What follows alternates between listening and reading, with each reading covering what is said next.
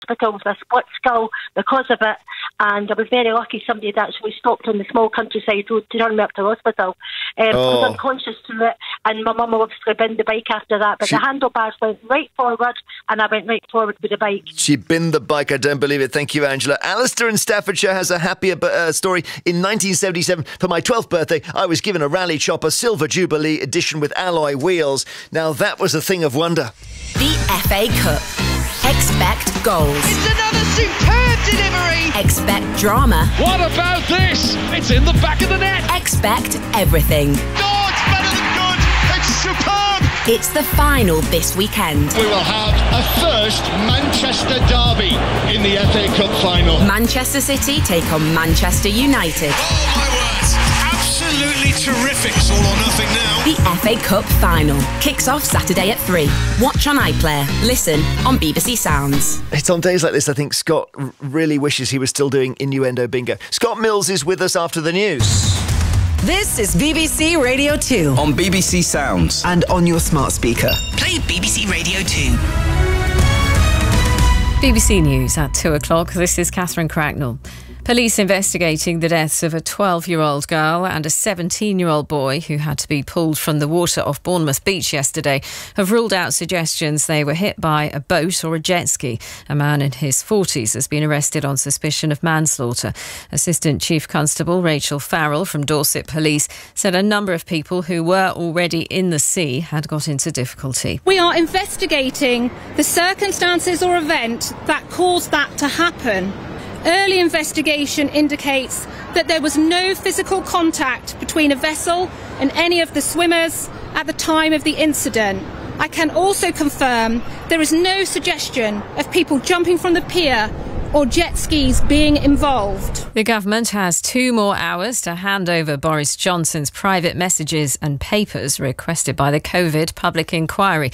If the material isn't transferred by 4 o'clock, the chair of the inquiry, Baroness Hallett, could start legal action. Families who lost loved ones during the pandemic have urged the Cabinet Office to comply.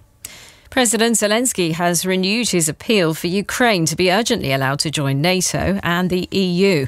At a summit of more than 40 European leaders in Moldova, Mr. Zelensky said without such security guarantees, there could be no peace. We need peace. We need just peace.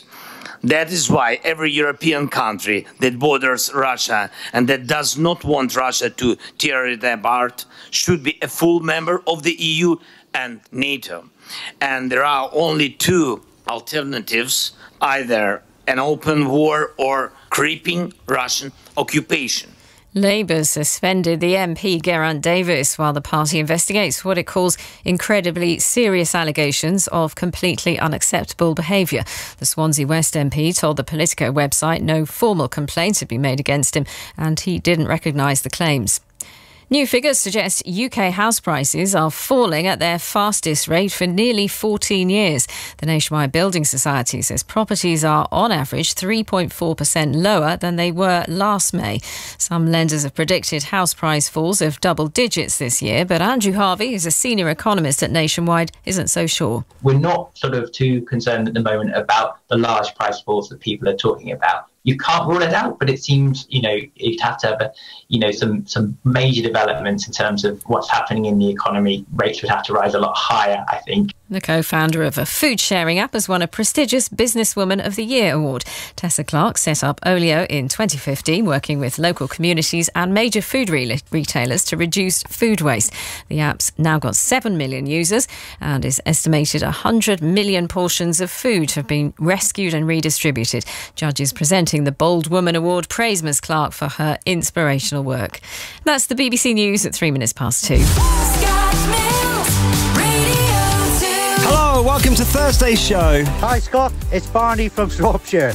Just want to send my love to Emma, who was at home looking after our lovely dogs. Peanut, Cookie, Peach, Pumpkin, Pepper and Winnie. Wow, 6 dogs there. I have trouble looking after one. It's Thursday. It's 2 p.m. and it's time for Scott Mills on BBC Radio 2. Love you, bye.